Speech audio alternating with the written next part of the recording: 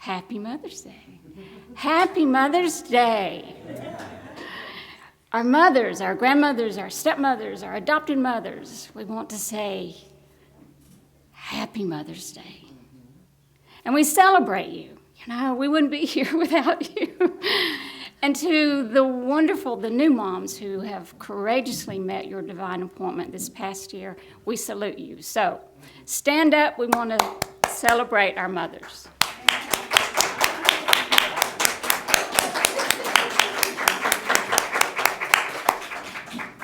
We love you. We love you. You know, as metaphysical Christians, we believe that each mother is divinely appointed to the task of giving birth, supporting, teaching, and guiding us on our soul's journey.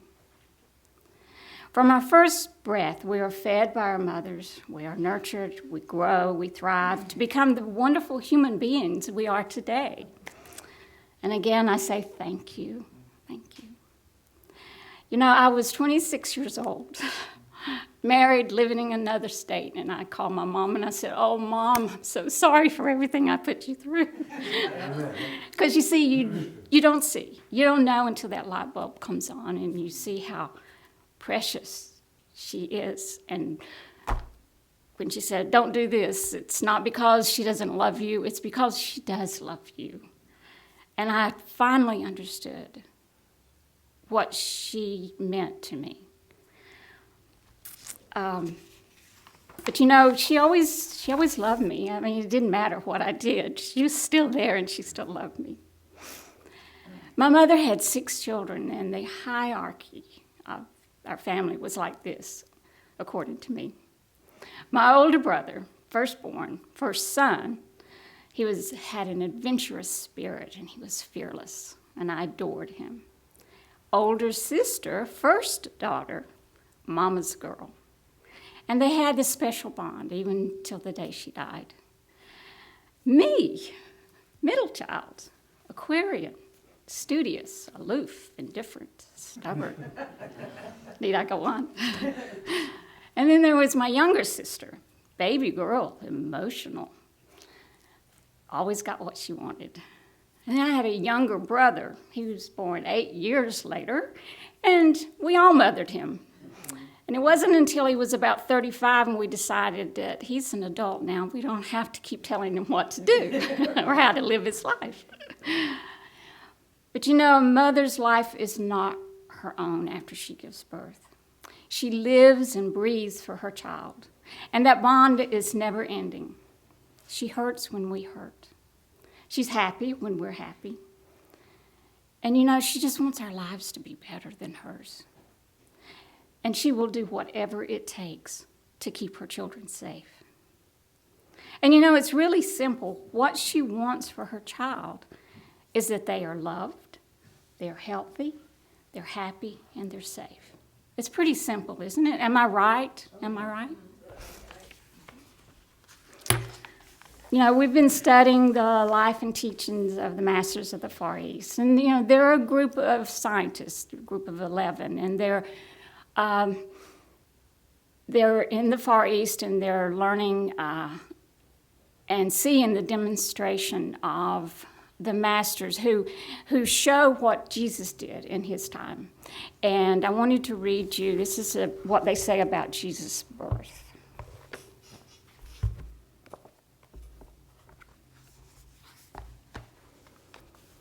And this is Christmas, so they're celebrating. This is a celebration.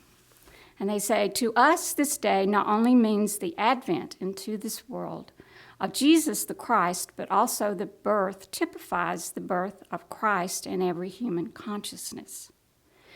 This Christmas day means the birth of the great master and teacher, the great liberator of mankind from material bondage and limitations. To us, this great soul came on earth to show more fully the way to the real God, the great omnipotent, omnipresent, and omniscient, to show that God is all goodness and all wisdom, that God is without, God is within, God is everywhere." And I wanted to read, what they say about Mary.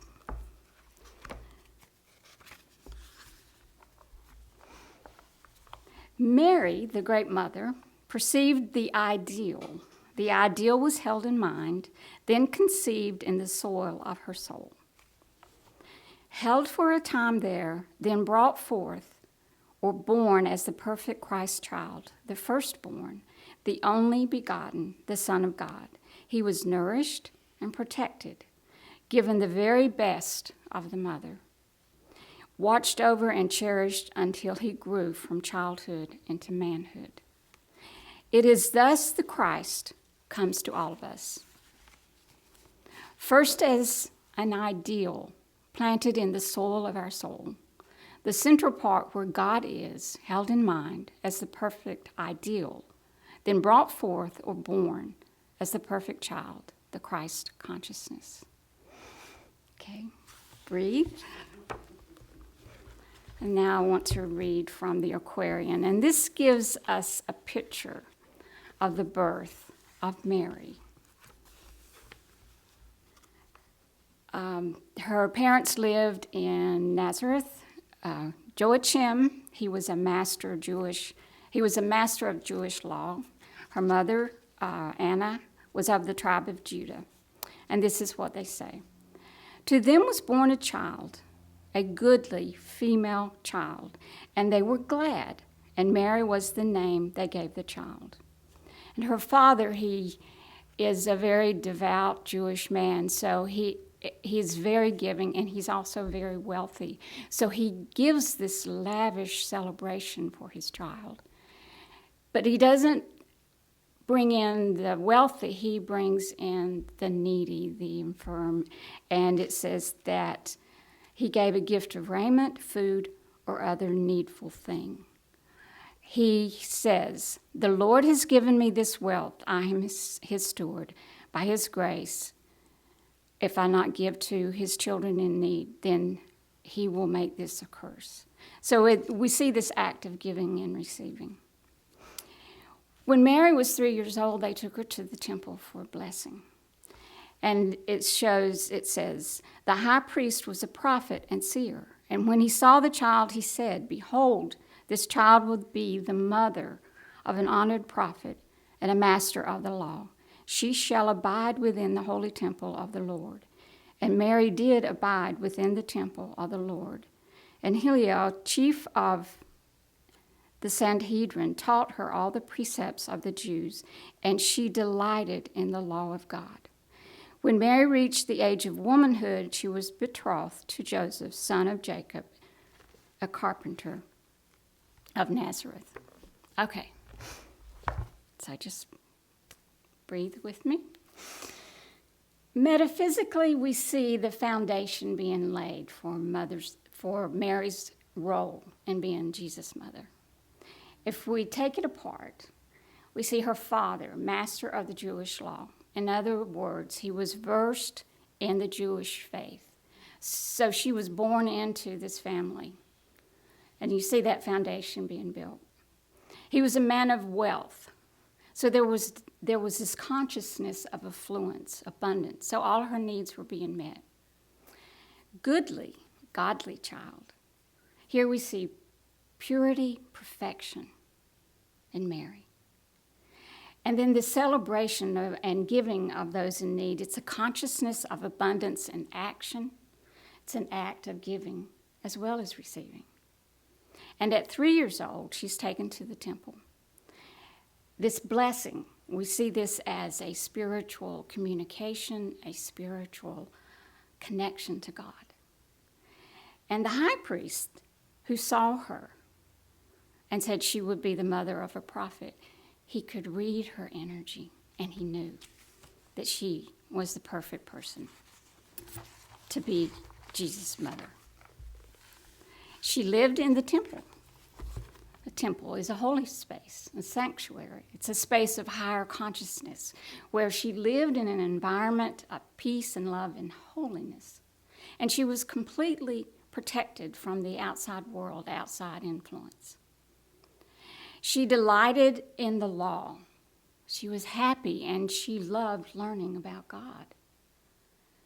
And when she was betrothed to Joseph, a devoted Essene, I think I left that out, but she was engaged to a man who was pious. He was a man of God. In Life and Teachings, when we read Christ the ideal held in mind and brought forth to manifest. He was brought forth in so many different ways. And what a gift to the consciousness of mankind. What a gift. Can you see that how perfect Mary was to be the mother of Jesus? That was her purpose. She was born to this. You know, we are all here for an important purpose, and that is to Christ. Metaphysically, we say the way to Christ is to be love in every part of our physical being. We're be love, act in love, love one another, love ourselves. And that's what Jesus' teachings were all about. And it sounds so easy, doesn't it? But I think we're a work in progress. We're working on it. We're a work in progress. And that's when we call our moms and we say, "Oh, Mom, I can't do this." And, you know, and she says, "Yes, you can. Yes, you can." And she's there for you. Kate, one of our members here, she posted this on Facebook, or repost, and I think this is so sweet. It's a mom, and I don't know the author's name, but she says, "I think the best part of being a mom is when your baby just looks up at you and smiles or stares because they know you are their person. Like nobody else is as important as you. They know you've got them more than anybody else ever will. The connection is indescribable." And isn't it? We will always be our mother's baby. When I was in my 30s, my mom came to visit, and I remember she and Kirby were sitting on the front porch when I got home from work, and I had on this long dress and sandals. It was summer. And when she saw me, she jumped up and she hugged me, and she said, "My little girl." And you know, that was the sweetest moment of my life with my mom, because that's not the kind of woman she was. She didn't show that kind of affection. I was a grown woman, but I was still her little girl.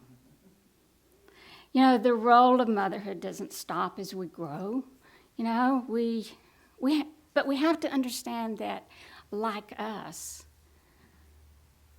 she's on a soul's journey as well.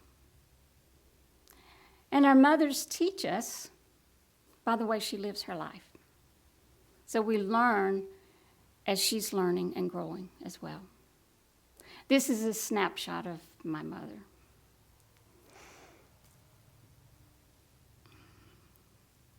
My mother's name was Frances Flynn.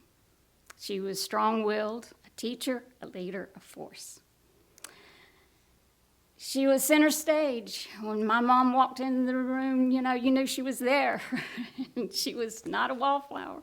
She was in the middle of everything. She was the action. And yes, sometimes I was terrified of her. But she was educated and intelligent. She worked for IBM before computers existed. She was a hard worker. You know, she woke us every morning by turning on the light, and I hated that. But there was always this warm breakfast on the table. After her fifth child, that would be my younger brother, she went to beauty school. She worked at night, and she went to beauty school. And she got her dream job. Excuse me. It was this prestigious salon in town. And when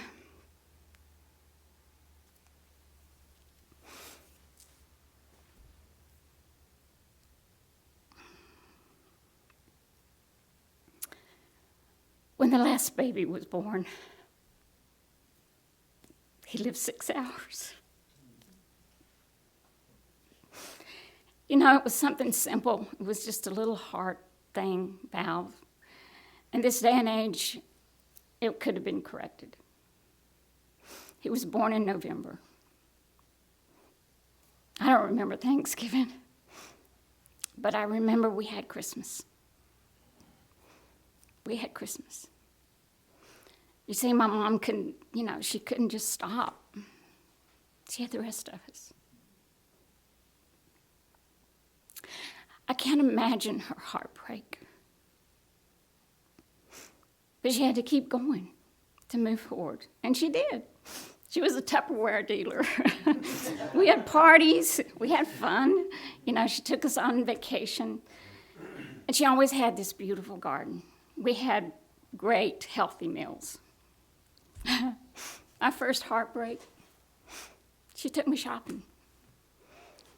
It was so rare to have one-on-one time with my mom.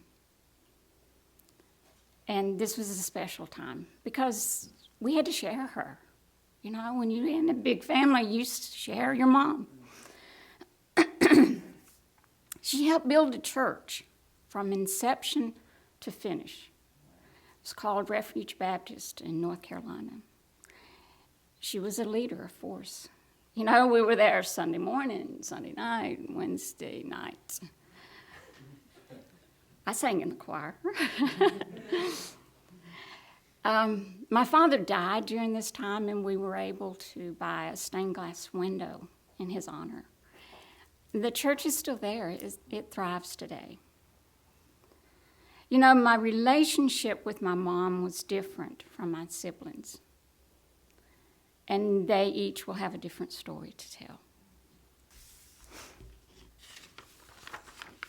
But this is what I learned from my mom. I always called her Mama. I learned courage to face your fears. I learned to pray, to be independent, and to be who I wanted to be. To be responsible, work hard, be self-sufficient, to be giving, and to keep moving forward, and to laugh. And that sometimes life is hard, and sometimes we need a helping hand. But most of all, she taught me that family is everything. And that God's love, He heals and He holds the family together.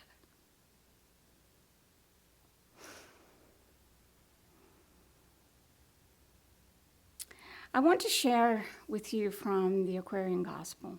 This was a time when Jesus was in India, and he had gotten word that his dad had died. Joseph had died, and his mom was sad. She was grieving, and she wanted him to come home.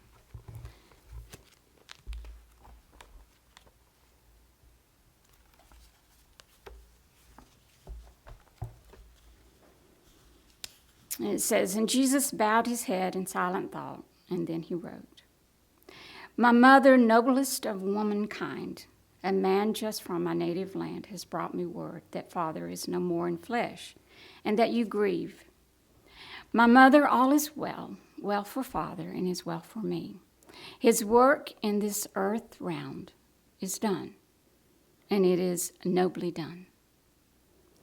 And he goes on to say, when grief comes trooping through the heart, just lose yourself. Plunge deep into the ministry of love, and grief is no more. Yours is a ministry of love, and all the world is calling out for love.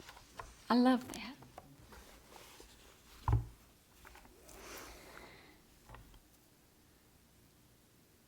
I don't have children of my own, but I love my nieces and nephews. They are my babies. And I like to think that my love is that extra sprinkle on the birthday cake or whatever. Our mother's love runs deep, and it is a bond, a connection that happens before we're born, and it lasts forever. When my mom died, I remember being out in the yard, and that's the connection that I have with Mom because I love being outside. And for the first time in my life, I felt completely alone. And I think it was that physical connection to her. And I cried.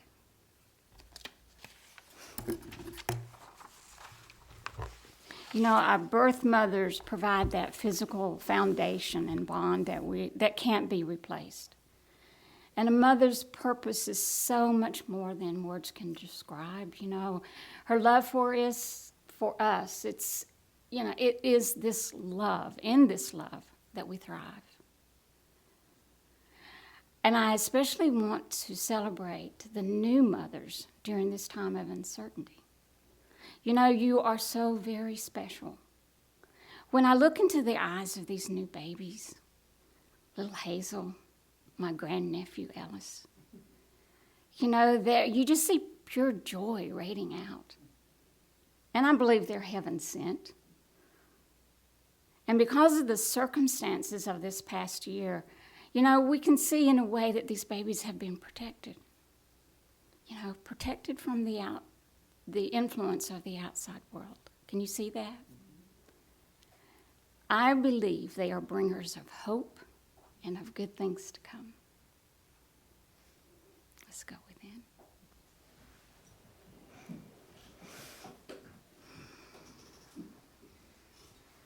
Just take a deep breath. Father, Mother, God, we ask that a beautiful light descend on us. And we breathe in your love and we take that light and that love into our heart center. And we open the door to our hearts. Open the door to this garden of pure love, pure light. And then this space of peace and love. We call her name, Mother, Mom. We call her name. We call her to us. We hold out our hand and we embrace. Just hold your mom. Hold her. And can you feel that love? Can you feel her love? Yes, you do. We do. I do. I feel the love of my mom. We are her babies. And in this moment in time, say whatever it is on your heart. Say how you feel. There was something that you wished you could have said. You can say it now.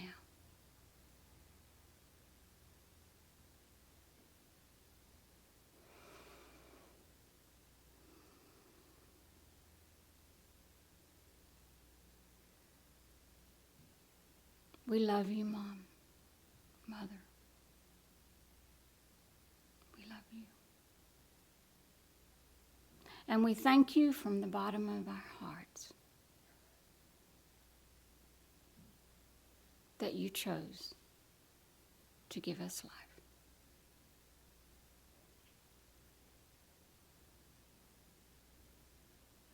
That you chose to support us and kiss away our tears when we cry. And to laugh with us. And we know God. We know, God, that you sent the perfect mom for our soul's journey. Breathe.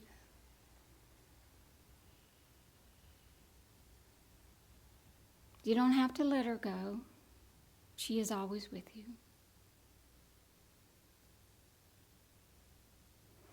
But just come back to this space. Feel the chair. And feel that love. And let this love be with you throughout this day. And so it is. When you're ready, just gently open your eyes. I just want to say Happy Mother's Day. Happy Mother's Day. And let's celebrate our moms today. Yay, God.